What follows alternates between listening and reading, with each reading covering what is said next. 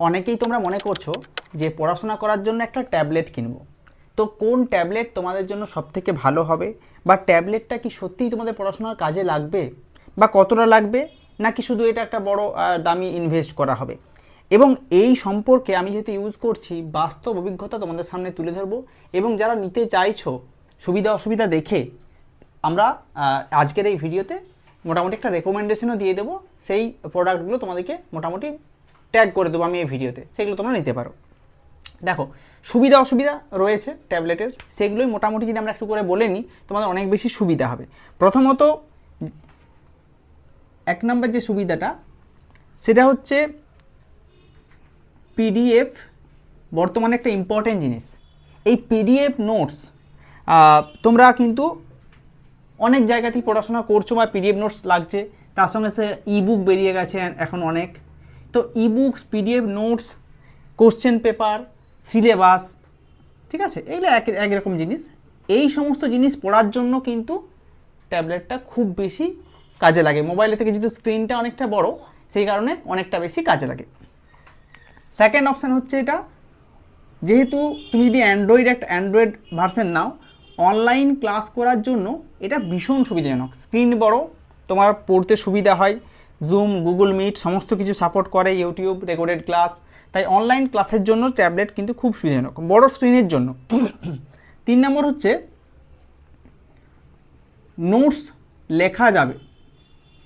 Notes লেখাও অনেক সুবিধাজনক, যেহেতু এখন ট্যাবলেটের সঙ্গে পেন তোমরা পাবে, তোমরা পেন কিনতেও পারবে, সেই পেন দিয়ে কিন্তু ট্যাবলেটে লেখা যায়, আর লেখার জন্য অনেক বেশি সুবিধাজনক এটা কিন্তু। একই সঙ্গে স্পিল স্ক্রিনের সুবিধা আছে। এটা কি, অর্থাৎ একটা স্ক্রিনেই তুমি দুটো জায়গা করতে পারবে। একদিকে তুমি হয়তো ক্লাস করছো অনলাইনে, পাশে একটা স্ক্রিন খুলে রেখেছো যেখানে তুমি নোটস স্টাডি সঙ্গে সঙ্গে লিখে নিচ্ছ, খাতায় না দেখেই তুমি যে কোনো জায়গায় বসে সেটা করে নিতে পারো। ঠিক আছে। একই সঙ্গে ব্যাটারি ব্যাকআপ সম্পর্কে অবশ্যই বলবো। ফোনের থেকে এর ব্যাটারি ব্যাকআপ কিন্তু অনেক বেশি ভালো হয় এবং ক্লাস করার জন্য খুব সুবিধাজনক হয়। এটা খুবই লাইট ওয়েট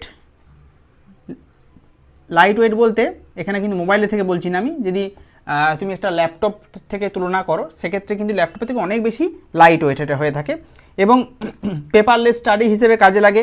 এবং অনেক তুমি প্রোডাক্টিভিটি অ্যাপস পেয়ে যাবে, যে প্রোডাক্টিভিটি অ্যাপসের মাধ্যমে কিন্তু পড়াশোনা করতে পারবে, অনেক কাজ তোমরা করতে পারবে, সেগুলো কিন্তু সুবিধাজনক অনেক রয়েছে। ঠিক আছে, তো এছাড়াও অনেক সুবিধাই রয়েছে, মোটামুটি স্টাডি করার জন্য এগুলো কিন্তু সুবিধাজনক। আচ্ছা, এরপর চলে আসছি অসুবিধাগুলো কী কী। প্রথমত, বড় স্ক্রিন, এই কারণে তোমরা কিন্তু ডিস্ট্র্যাকশানটা খুব বেশি হতে পারো।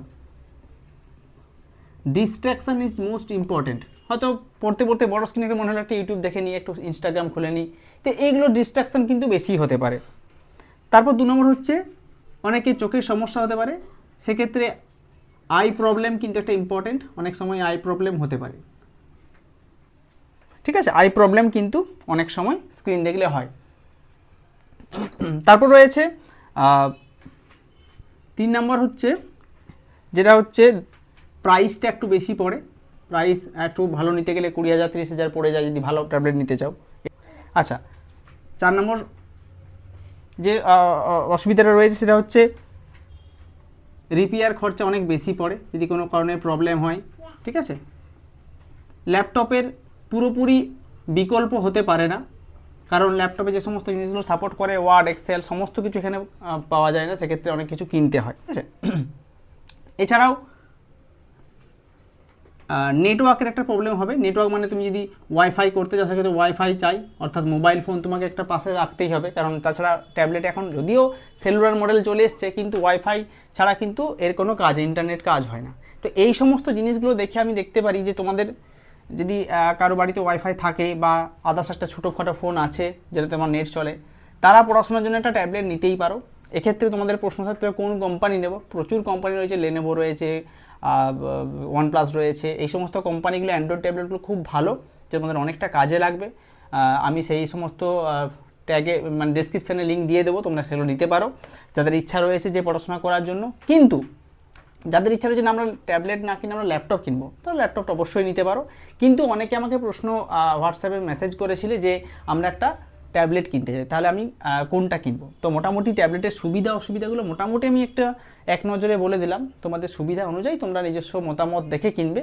সুবিধা অসুবিধা দুই রয়েছে, অসুবিধা সুবিধা মিলেই কিন্তু সব কিছু জিনিসই তৈরি হয়, কাজেই তোমার ক্ষেত্রে কোনটা সুবিধাজনক সেই অনুযায়ী তোমরা কিনতে পারো। তো ভিডিওতে মোটামুটি একটা গাইড করলাম, কেমন লাগলো ভিডিওটা কমেন্টে জানাও। এই ধরনের ভিডিও পাওয়ার জন্য অবশ্যই চ্যানেলকে সাবস্ক্রাইব করে নাও।